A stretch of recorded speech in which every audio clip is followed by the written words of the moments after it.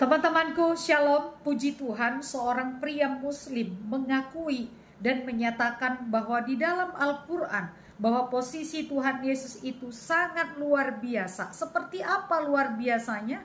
Saksikan video ini dan semoga memberikan pencerahan ya. Rangka Al-Quran itu sendiri, posisi Yesus itu, Isa itu sangat luar biasa. Nanti akan saya jelaskan kenapa dielu-elukan di dalam Al-Quran, tiba-tiba justru di Indonesia kamilah pengikut Islam ini yang menjadi kelompok yang tidak semua orang Islam ya Pak Pendeta, tapi kalau lihat data ngerinya gereja yang ditutup misalkan, kemudian kita bisa tahu ini gimana, sama-sama the follower of Jesus dengan cara yang berbeda, kok tiba-tiba ininya berbeda. Yang ingin saya katakan adalah bahwa sebenarnya posisi Yesus di dalam Al-Quran, we all harusnya secara Alkitabiah, secara Quran, itu sebenarnya posisinya sangat clear seperti itu. Nah, sebelum saya akan ngomong kenapa kok kami menjadi sangat tidak suka dengan jenengan semuanya, saya ingin mengapresiasi betapa saya itu sangat berterima kasih kepada teman-teman gereja karena sudah mampu mendidik jemaat-jemaatnya itu dengan sayang sangat baik, sehingga mereka menurut survei ini survei mahasiswa-mahasiswi seluruh Indonesia mengenai tingkat toleransi. Jadi mahasiswa-mahasiswi selain Islam itu tingkat ketika disurvei itu tingkat toleransinya paling tinggi. Nah, sayangnya kami yang warna merah ini masih sangat intoleran. Kayak gitu. Artinya apa? Artinya bahwa pendidikan agama Kristen dengan perspektif Trinitarian itu ternyata mampu untuk mendorong warga jemaat ini untuk bisa berkontribusi secara konkret menyangkut soal toleransi. Nah, terus umatmu iki piye? Kok masih seperti ini? Terutama galak sekali. Orang Islam itu kan galak terhadap selain Islam. Tapi kalau masih ke mana? Magelang itu Mas, ke Borobudur masih mau, ke Klenteng masih mau. Tapi kalau ke gereja, nanti dulu ini kan. Nanti bisa ditanyakan kepada mbak-mbak ini bagaimana perasaan pertama kali masuk di gereja. Yang ingin saya katakan bahwa gereja mendapat special attention terkait dengan dari pandangan Islam itu sendiri. Karena apa? Karena ada beberapa faktor itu sendiri. Next Mas, saya akan terus menyatakan kenapa sih kemudian angkanya tinggi sekali persekusi. Nanti masuk ke Trinitarian. Saya ingin seperti ini Bu Bapak. Tidak mungkin kita bisa menolong orang yang sedang sakit kalau kita tidak memahami sakitnya, kita tidak memahami psikologi orangnya.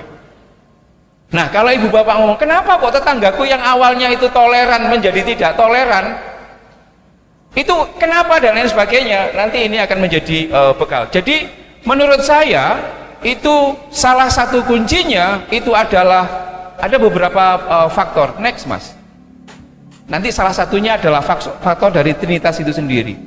Yang pertama, orang itu bisa radikal dan toleran. Ini soal ketimpangan. Kalau kita kayanya keterlaluan, misalkan yang kemarin ya, yang Dirjen Pajak dan lain sebagainya, keterlaluan, itu kita marah. Biasanya ketimpangan sosial itu, yang marah itu kan yang menjadi korban, gitu kan Mas? Tapi dalam konteks ini, konteks soal identitas agama ini, justru yang marah itu justru orang yang sudah melimpah. Orang Islam itu kan menguasai seluruh jagat politik loh.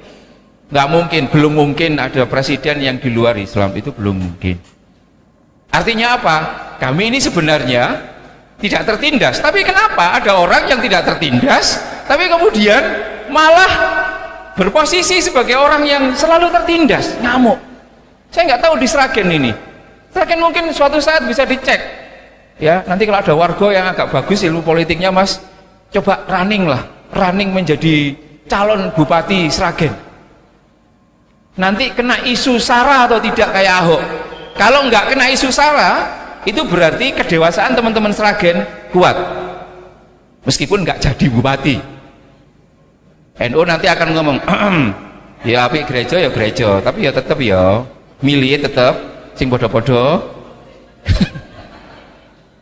Podo-podo kayak gitu. Jadi yang ingin saya katakan adalah bahwa kalau dulu ada teori bahwa yang tertindas itu yang melawan, dalam konteks ini berbeda.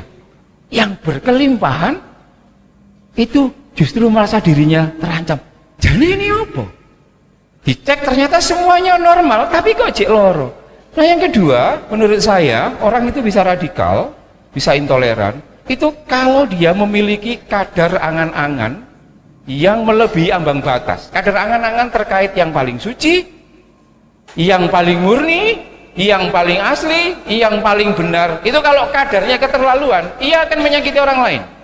Merasa dirinya cantik, itu ini oke. Tapi merasa dirinya paling cantik, itu bermasalah bagi warga jemaat.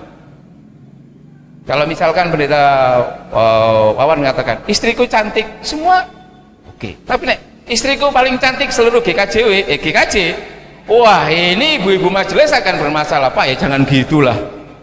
Karena kata paling itu selalu meminta tumbal orang ada di bawahnya.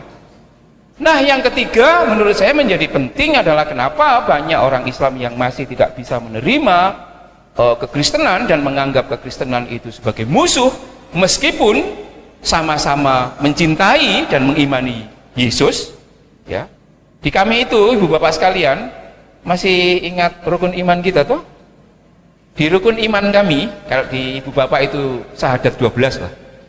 Kami ini tidak dianggap sebagai orang Islam Sunni sejati kalau kami tidak mempercayai Nabi dan para Rasul sebelum Nabi Muhammad. Yang termasuk kami imani juga itu adalah Isa, Yesus, Musa, Ibrahim dan lain sebagainya, itu masuk menjadi kepercayaan. Puji Tuhan, pengakuan saudara-saudara kita yang muslim yang mengetahui dengan baik Al-Quran mengatakan dan mengakui bahwa Yesus itu memiliki posisi yang sangat luar biasa di dalam Al-Quran. Puji Tuhan. Teman-teman, bagaimana sesungguhnya posisi Tuhan Yesus? Atau siapa sebenarnya Tuhan Yesus berdasarkan Alkitab? Setiap orang harus mengetahui bahwa di dalam Alkitab, khususnya di dalam Yohanes pasal 10 ayat 30, Tuhan Yesus sendiri mengatakan, Aku dan Bapa adalah satu. Mengapa Tuhan Yesus itu luar biasa? Mengapa posisi Tuhan Yesus itu tinggi, bahkan paling tinggi di dalam Alkitab? Teman-teman, jawabannya adalah karena Tuhan Yesus dan Bapa itu adalah satu. Artinya bahwa Yesus itu adalah Allah.